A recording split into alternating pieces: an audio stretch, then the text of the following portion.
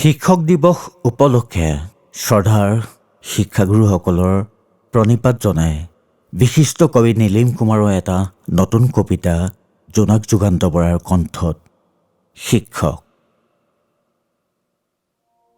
সকলো শিক্ষকেই মন্দিৰত বাস কৰে।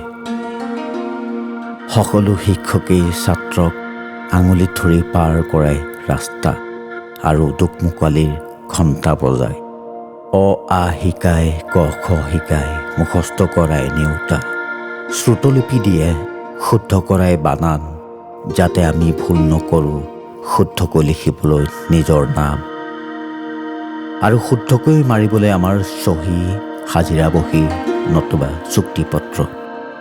তেওঁই শিকায় একৰ লগত এক যোগ দিলে ২, ২ৰ পৰা ২ বিয়োগ দিলে ০।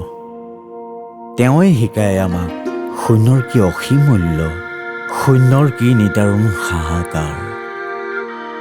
তেওঁই শিকায় আমাক গোটেই জীৱন যোগ বিয়োগ কৰিবলৈ, শূন্য হোৱাৰ পৰা বাচিবলৈ। সেই শিক্ষকেই শিকায় আমাক ভূগোলৰ ক্লাছত মেপ আঁকিবলৈ, একা বেঁকা মেপৰ পৰা দেশখন বচাবলৈ।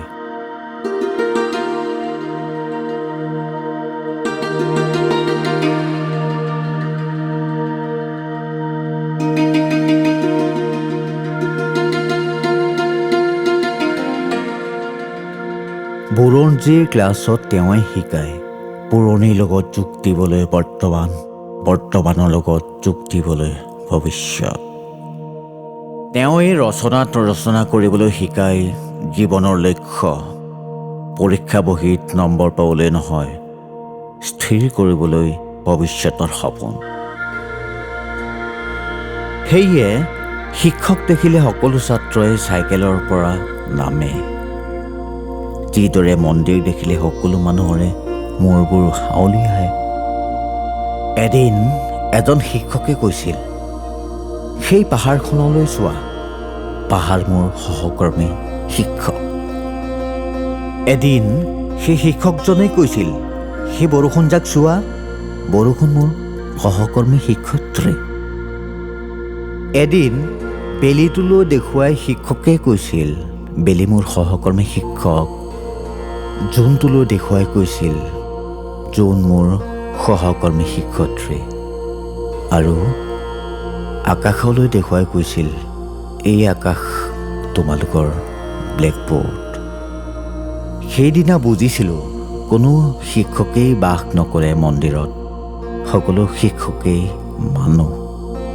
মাথো তেওঁৰ দৃষ্টি অনন্য, যি দৃষ্টিয়ে মানুহক আঙুলিত ধৰি পাৰ হ'বলৈ শিকায় জীৱনৰ ঘাই দিয়া বাট। যিয়ে আমাক শিকায় জীৱনৰ এনে কঠিন মন্ত্ৰ, সেই শিক্ষকক মই মূৰ দোৱাইছোঁ, সেই শিক্ষকক মই মূৰ দোৱাইছোঁ।